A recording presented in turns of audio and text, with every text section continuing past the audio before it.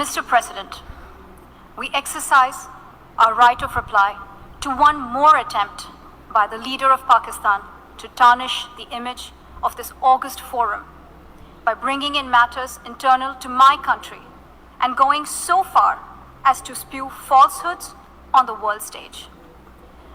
While such statements deserve our collective contempt and sympathy for the mindset of the person who utters falsehood repeatedly, I am taking the floor to set the record straight. Regrettably, this is not the first time the leader of Pakistan has misused platforms provided by the UN to propagate false and malicious propaganda against my country, and seeking in vain to divert the world's attention from the sad state of his country, where terrorists enjoy free pass while the lives of ordinary people, especially those belonging to the minority communities, are turned upside down. Mr. President, member states are aware that Pakistan has an established history and policy of harboring, aiding, and actively supporting terrorists. This is a country which has been globally recognized as one openly supporting, training, financing, and arming terrorists as a matter of state policy. It holds the ignoble record of hosting the largest number of terrorists proscribed by the UN Security Council. Mr. President, we marked the solemn occasion of the 20th anniversary of the 9/11 terror attacks just a few days back. The world has not forgotten that the mastermind behind that dastardly event, Osama bin Laden, got shelter in Pakistan. Pakistan leadership continues to glorify him as a martyr. Regrettably, even today, we heard the leader of Pakistan trying to justify acts of terror. Such defense of terrorism is unacceptable in the modern world.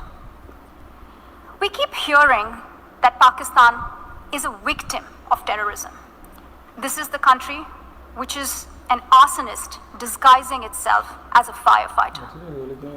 Pakistan nurtures terrorists in their backyard in the hope that they will only harm their neighbors. Our region, in fact, the entire world, has suffered because of their policies.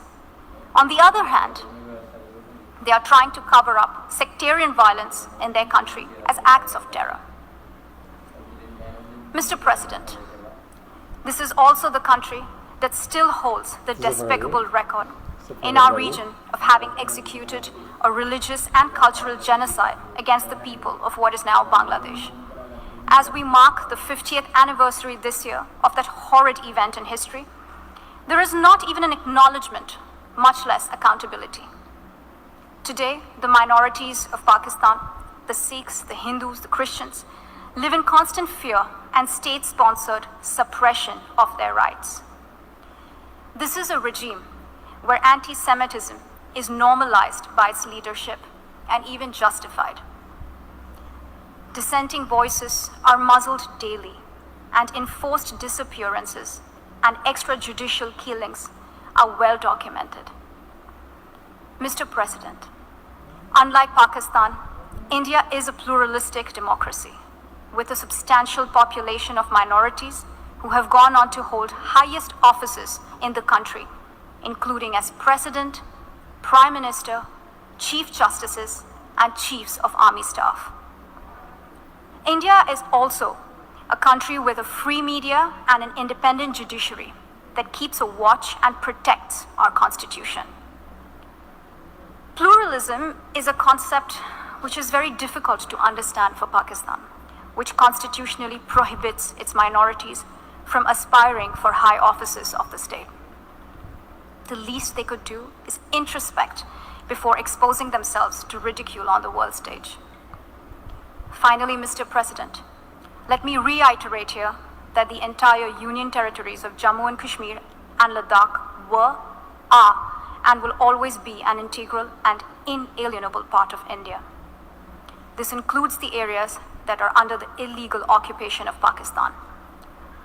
We call upon Pakistan to immediately vacate all areas under its illegal occupation.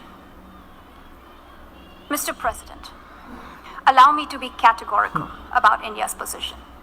We desire normal relations with all our neighbors, including Pakistan. However, it is for Pakistan to work sincerely towards creating a conducive atmosphere, including by taking credible, verifiable, and irreversible actions to not allow any territory under its control to be used for cross-border terrorism against India in any manner. I thank you, Mr. President.